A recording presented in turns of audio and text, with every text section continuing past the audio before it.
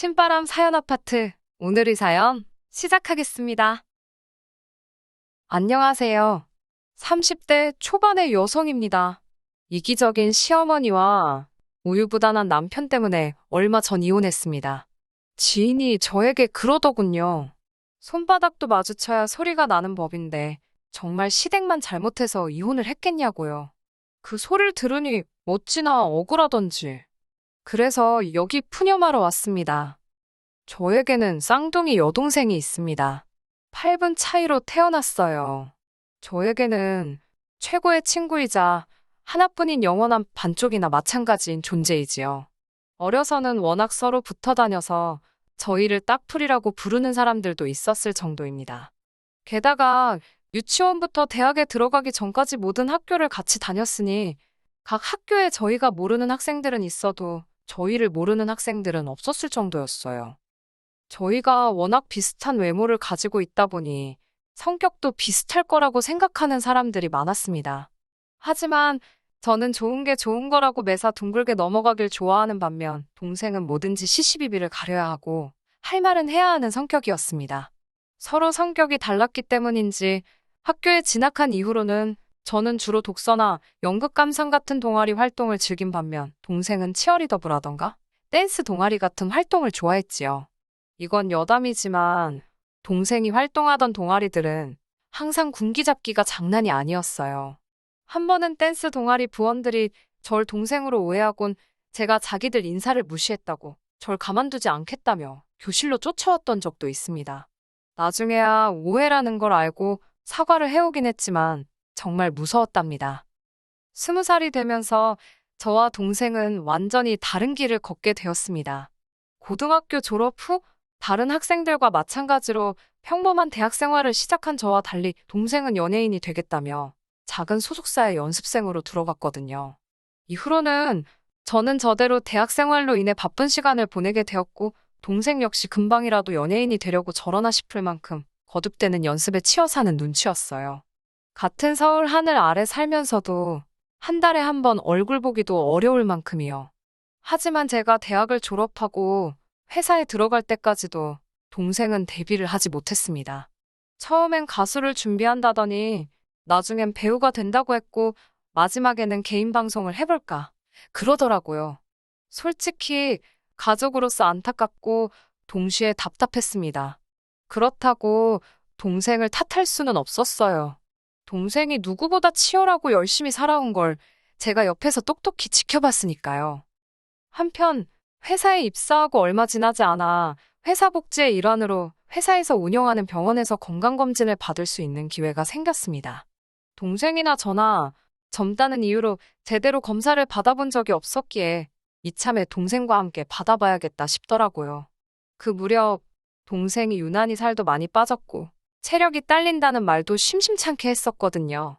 그리고 그 건강검진에서 저는 청천벽력 같은 소식을 듣게 되었습니다. 적어도 저는 건강검진을 받는 동안에도 크게 신경 쓰이는 건 없었습니다. 평소에 감기 한 번 걸리지 않을 만큼 체력엔 자신이 있었거든요. 아직 한참 젊은 나이였는데 큰 병이 있을 거라곤 누가 상상이나 했겠어요? 하지만 동생은 꽤나 긴장한 눈치였습니다. 그래도 전 설마 했어요. 동생에게 그런 큰 병이 있을 거라곤 짐작조차 하지 못했지요. 그리고 슬픈 예감은 빗나가지 않았습니다. 동생은 폐암이었어요. 혹시나 안 좋은 소문이라도 나면 데뷔하지 못할까봐 담배는커녕 맥주 한 잔도 입에 대지 않던 아이였는데 말이지요. 도무지 이유를 떠올릴 수가 없었습니다. 저와 동생 그리고 부모님까지 모두가 좌절과 고통으로 힘들어했네요. 애가 타는 가족들과 달리 동생은 연명치료도 싫다, 가족들에게 짐이 되기도 싫다며 삶에 대한 의지를 놓아버린 듯 했어요. 그리고 1년 반 만에 그렇게 가버렸습니다. 지금 다시 떠올려봐도 눈물부터 흐르네요. 앞으로도 제 인생에 있어 그때보다 더 힘든 순간은 없을 거예요. 진작에 동생을 살피지 못한 제 자신을 도무지 용서할 수 없었습니다. 솔직히 말씀드릴게요. 그 무렵 저에게 힘이 돼준 건 친정 부모님도 아닌 다른 누구도 아닌 바로 남편이었습니다.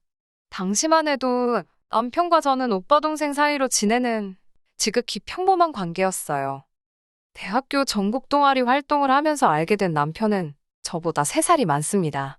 하지만 재수도 하고 군대도 다녀왔던 터라 오히려 학년은 저보다 한 학년 아래였지요. 그렇다 보니 선후배라기보다는 오빠 동생처럼 지냈네요. 같은 학교가 아니었기에 자주 만날 수는 없었지만 서로 곧잘 연락도 주고받았고 때로는 힘이 되는 이야기도 해주는 그런 사이였어요. 남들의 어설픈 위로와 영양가 없는 조언에 지쳐가던 저에게 묵묵히 제 이야기를 들어주기만 하던 남편은 어떻게 보면 그 당시 제게는 유일한 숨구멍이었습니다. 솔직히 매일매일 눈물바다로 지내시는 부모님 앞에서 저도 슬프다고 말할 수가 없었거든요. 저까지 힘들어하면 저희 가족이 그대로 무너질 것 같았으니까요. 하지만 왜인지 남편 앞에서는 제 감정을 어느 정도 드러낼 수 있었어요. 그렇다 보니 그 당시에는 남편만이 유일하게 절 생각해주는 사람 같았고 점점 남편에게 기대는 시간 또한 길어만 갔네요. 1년 가까운 시간 동안 여동생을 그리워하며 살았습니다. 어쩌면 버텼다는 표현이 더 어울릴지도 모르겠어요. 그리고 그 시간 동안 한결같이 제 곁에 있어주던 남편과 저는 자연스레 연인 사이가 되었습니다. 이후로 6개월 만에 결혼까지 하게 되었고요. 하지만 지금 돌이켜 생각해보면 슬픔의 구렁텅이에 잠겨있던 제가 눈이 멀었던 걸까요? 변명 같지만 그때는 정말이지 너무 힘이 들었습니다. 어디로든 숨고 싶었고 도망치고 싶었는데 그게 결혼이었나 싶습니다.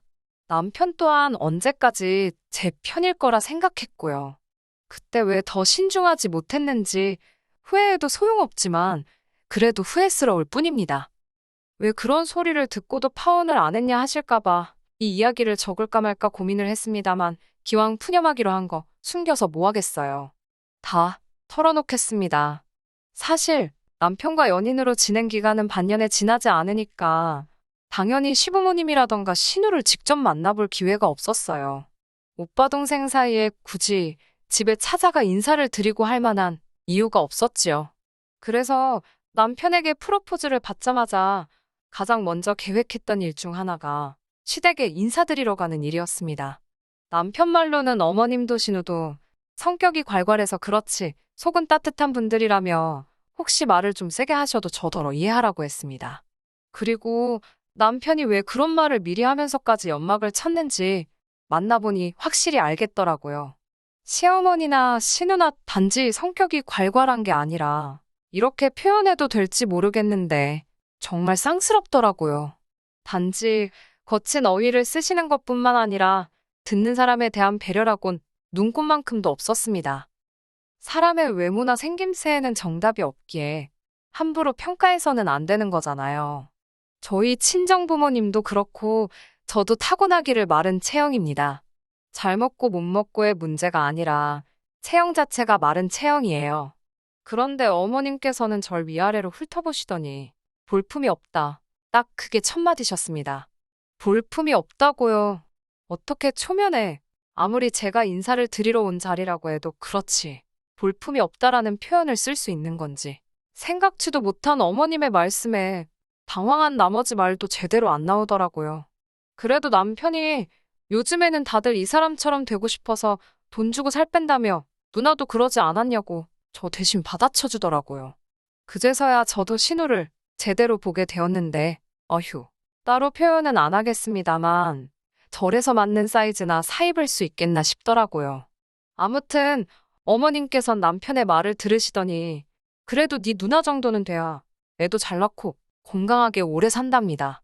이 말도 솔직히 곱게 들리지는 않았지만 하나하나 걸고 넘어질 수도 없는 노릇이었고 그냥 한 귀로 듣고 다른 귀로 흘리자는 심정이었지요. 식사 시간 동안 이런저런 대화가 오고 갔습니다. 아버님께선 건강관리를 잘해야 한다는 뭐 그런 이야기를 하셨고요. 그러자 어머님께선 당신 지인의 자식이 죽을 병에 걸려서 몇 달째 병원에 입원해 있네 어쩌네 하시며 떠들고 계셨습니다. 그 부모들은 어디 놀러도 못 다니고 그동안 모아놓은 돈만 다 까먹고 있다면서요. 그러더니 갑자기 생각났다는 듯이 제 동생 이야기를 물어보시더군요. 암이었다면서 니네 부모 중에도 안 걸렸던 사람이 있냐? 니네 할머니나 할아버지는 다 멀쩡하셨냐? 병원비는 많이 안 들었냐? 보험금 좀 받았냐? 정말 입에 담기도 기분 나쁘고 불편한 질문들이 이어졌지만 그래도 최대한 제 감정을 억누르며 적당히 대답해드렸습니다. 맞은편에 앉아있던 남편이 워낙 난처한 표정을 짓고서는 입모양으로 연신 미안하다고 사과를 해대고 있었기에 속에서 올라오는 분노를 간신히 누르고 있었지요. 하지만 어머님께서 상둥이는 원래 둘 중에 하나는 죽을 운명으로 태어나는 거란 말씀을 하셨을 땐 도무지 제 화를 다스릴 수가 없었습니다. 그게 무슨 말씀이시냐니까. 하나가 받아먹을 걸 애미 뱃속에서 둘이 나눠 먹으니 하나가 원래 부실할 수밖에 없다나요. 그래서 원래 쌍둥이 중 하나는 뱃속에서 죽거나 아니면 나와서 죽는 게 운명이랍니다. 그리고는 한다는 말씀이 그래도 네 동생은 오래 버텼다야. 거진 30년은 살다 간 거 아니냐며 운이 좋았다네요. 정말 얼마나 화가 나던지 온몸이 부들부들 떨리고 당장이라도 심장은 입 밖으로 튀어나올 것만 같았습니다. 제가 먼저 가보겠다고 인사도 하는 둥 마는 둥 말씀드리고 그 집을 도망치듯 뛰쳐나왔어요. 나중에서야 어떻게 그런 말씀을 하시냐고 소리라도 지를 걸, 과일 먹던 상이라도 걷어차고 나올 걸. 별의별 생각이 다 들었지만 그 당시에는 제 스스로 제 감정을 어떻게 주체할 수가 없었습니다. 당연히 제대로 대응조차 할 수 없었지요. 곧이어 남편이 저를 쫓아나왔습니다. 사람들이 다 보는 아스팔트 바닥에서 남편이 무릎을 꿇더니 미안하다고 사과를 하더라고요. 자기가 어머님께 말 조심하시라고 몇 번을 당부드렸는데도 저 버릇을 못 고치신다면서 자기라도 나서서 막았어야 하는데 설마 싶어서 지켜만 보다 이렇게 되었다며 정말 미안하답니다. 지나가는 사람들이 수군거리며 남편과 저를 힐끔거렸어요. 남편이 사과를 할수록 왜인지 눈물이 하염없이 쏟아지더라고요. 이후로도 한 일주일 동안은 결혼이고 뭐고 못하겠다 싶었습니다. 남편은 전화와 문자로 몇 번이고 저에게 용서를 구했고 친정 부모님께서도 교양 없는 여편네가 헛소리 짓거렸다 생각하고 넘어가랍니다. 남편 하는 걸 보니 한 번 더 기회를 줘도 될 것 같다면서요. 그렇게 하게 된 결혼입니다. 당연히 시댁에 대한 제 마음이 좋을 리 없었지요. 그래도 사람들이 말하는 며느리돌이 하고 살았습니다. 솔직한 제 심정으로는 며느리돌이나 많아 그까짓 거 진짜 개나 줘버리고 싶었지만 친정부모님 얼굴에 속된 말로 똥칠할까봐 했어요. 남편도 어머님의 막말 사건 이후로는 어머님이 행여나 저에게 말실수하시지 않도록 중간에서 그런대로 처신을 잘해주었고요. 하지만 결국 팔은 안으로 굽는다더니 그 말이 딱이었습니다. 당시 남편과 저는 회사에서 멀지 않은 곳에 위치한 아파트에서 전세살이를 하고 있었어요. 사실 결혼 준비를 할 때 남편 말로는 한 5천 정도는 도움을 받을 수 있다고 했습니다. 저희 친정에서도 그 정도의 돈이나 아니면 자동차를 사주시겠다 하신 상황이었고요. 외에도 남편이 모아둔 돈이 8천 정도 있었고 저도 7천 정도 준비되어 있었으니 넉넉하진 않아도 크게 부족함 없는 시작을 할 수 있겠구나 싶었지요. 하지만 청첩장까지 나오고 나서야 어머님께서는 신우는 아직 결혼도 못했는데 동생이 먼저 가는 것도 부족해 재산까지 다 털어먹어야겠냐며 저와 남편을 나무라셨어요. 남편은 남편대로 크게 스트레스를 받은 눈치였고 저는 치사하고 더럽다 싶었지요. 홧김에 친정부모님께도 안 도와주셔도 된다 하곤 그 길로 아파트 전세를 계약해버렸습니다. 그래서 얼떨결에 반반 결혼을 하게 되었네요. 그때는 진짜 어이없고 솔직히 속상했는데 지금은 참 다행이다 싶어요. 저랑 남편 사이에 얽힌 문제가 없다 보니까 막상 이혼을 하는데도 재산 분할이나 마나할 것도 없고 그냥 시간 문제더라고요. 아무튼 그렇게 남편과 저희 둘이 나름대로 생활을 꾸려가고 안정을 찾아가는 중이었습니다. 그런데 올봄 남편이 신우가 저희 아파트 라인으로 이사를 오기로 했다는 거예요. 왜 신우가 우리 아파트 라인으로 이사를 오냐고 물었습니다. 신우가 다니던 직장은 저나 남편이 다니던 직장과는 반대 방향에 위치하고 있었거든요. 그리고 시댁은 그 근처에 있었고요.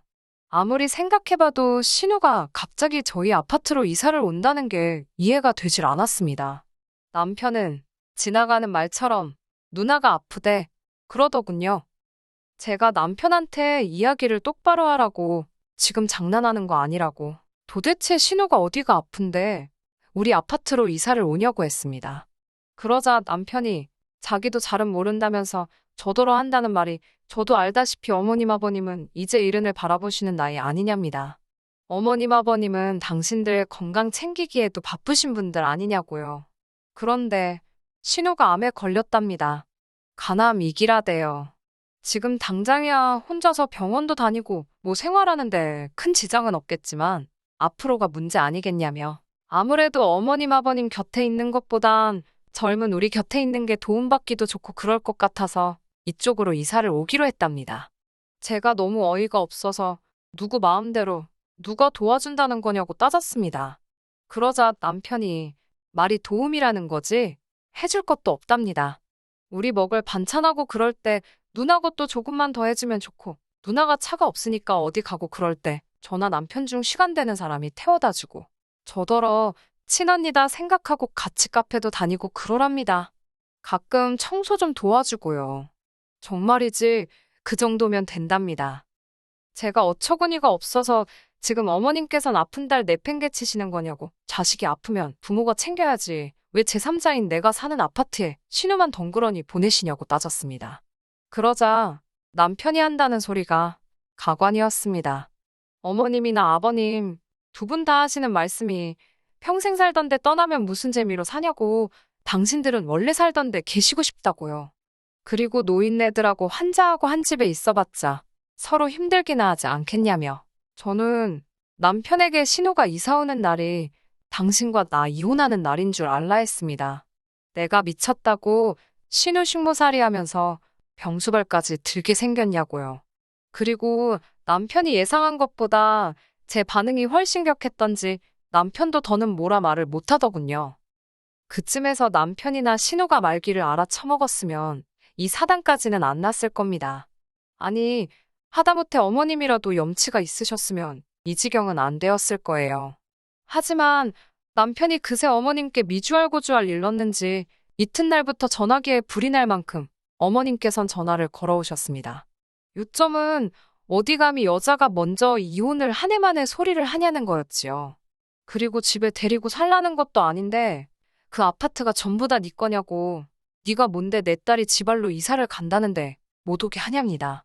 처음엔 듣고만 있었지만 나중엔 진짜 나를 뭘로 보고 이러시나 싶어서 저도 따박따박 떼들었어요. 이사 오는 저희가 눈에 빤히 보이는데 죄가 좋겠냐고요.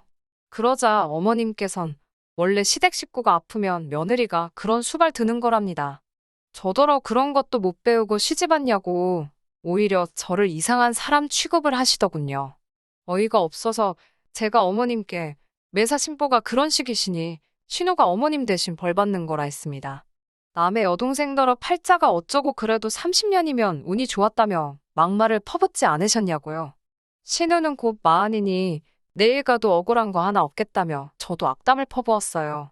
어머님께선 저더러 미친 엑스라며 어디 감히 그런 말을 입에 담냐고 제정신이냐고 악을 쓰셨습니다. 전 제가 다 잊고 사는 줄 알았는데 어머님이 그때 하신 말씀이 어지간히 제 가슴 깊이도 박혀 있었던 모양입니다. 신우가 아프다는데도 불쌍한 생각이 하나 안 들더라고요. 그리고 그날 저녁 남편과도 대판 싸우게 되었습니다. 남편은 다짜고짜 어머님한테 네가 한 말이 사실이냐며 어떻게 그런 소리를 할 수 있냐고 고래고래 소리를 질렀습니다. 어머님이 나한테 막말하실 때는 나한테 사과나 했지. 어머님껜 찍소리도 못 해놓고 지금은 나한테 악을 쓰는 그 모습이 참 낯설더라고요. 이런 인간 앞으로 믿고는 못 살겠다 싶었습니다. 그래서 이혼하자고 했어요. 아픈 신우, 네가 수발 들고 데리고 살라고요. 네 애미 볼 때마다 그 악담이 생각나서 가슴이 너덜너덜해지는 것 같다고 그동안 쌓인 울분을 토해냈습니다.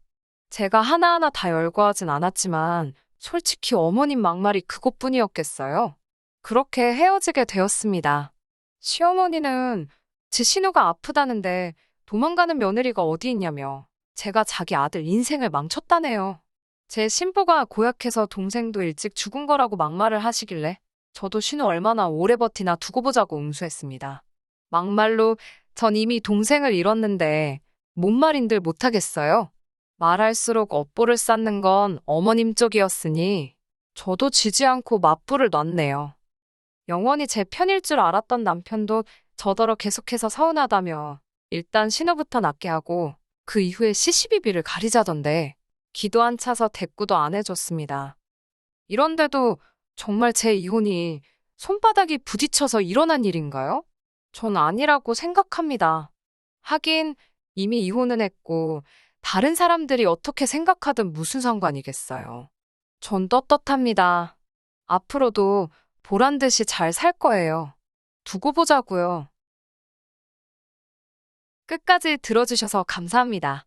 오늘의 사연은 여기까지입니다. 구독과 좋아요, 알람 설정 부탁드리고 더 좋은 사연으로 다시 찾아뵙겠습니다. 감사합니다.